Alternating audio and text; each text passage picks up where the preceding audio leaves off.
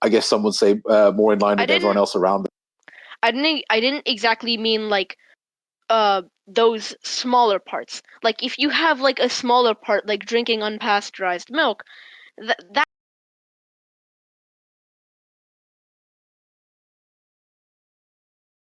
and if they do not accept, then we bring in force. But we should not bring in force as our first weapon. Why? If bringing in force is our first weapon, this can grow distrust, which is also why certain revolutions could happen. I don't think like a minority that has that much level of power to like cause some kind of revolution.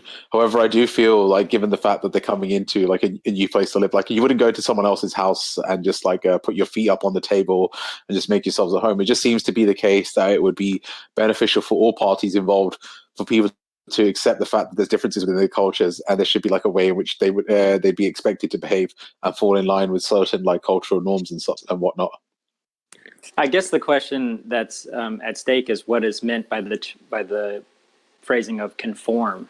Right. And so that's why I brought up this idea of I used specifically assimilation practices on indigenous people as an example because it's aligned with colonization for us to appoint like these states and these nations. And so looking at the practices specifically that have been done towards indigenous people is a way that we can look at practices that are assimilatory. So yes, it is a little different than what we would see with like immigration, but when we talk about like how we would enforce, like what would be the mechanisms behind enforcing conforming, we can't just say, oh, well, you should be expected to speak English if you come to America.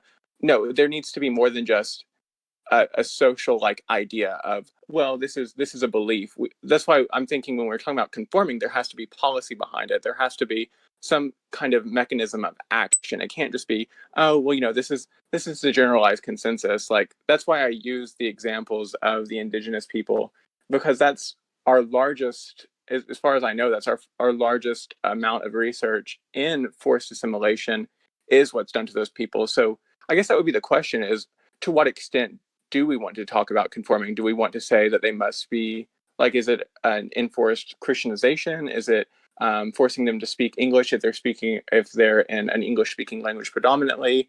To what extent are we expecting this assimilation to happen? Right? Yeah, exactly. So and with the question, it's sort of what I was sort of struck by was it was conforming to social norms, not conforming to the laws of the country. I think there's a big difference between like something being illegal in one country versus like a socially accepted norm. So the impetus that an immigrant should come in and conform to social practices versus legal practices is different, in my opinion. Exactly. So the child rape thing is not quite analogous. Right. The female genital mutilation, like that's not legal in the United States. So you would be punished for that. Whereas if they're telling you, oh, well, you can't put hawash in your vegetables because that's not an American practice, which hawash is just an African herb.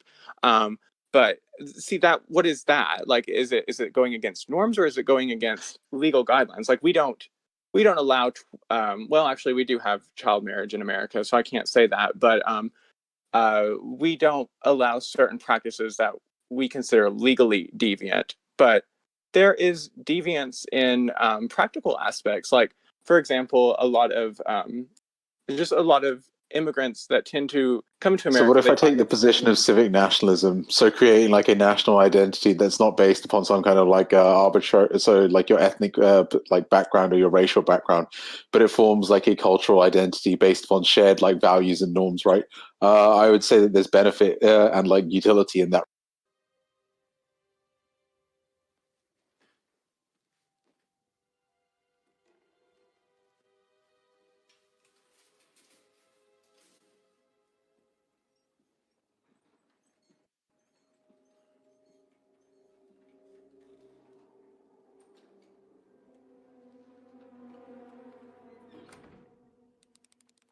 There's the damn jackers that ripped me to shreds standing right there.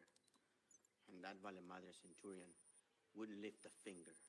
Why would anyone want to take your arms and legs?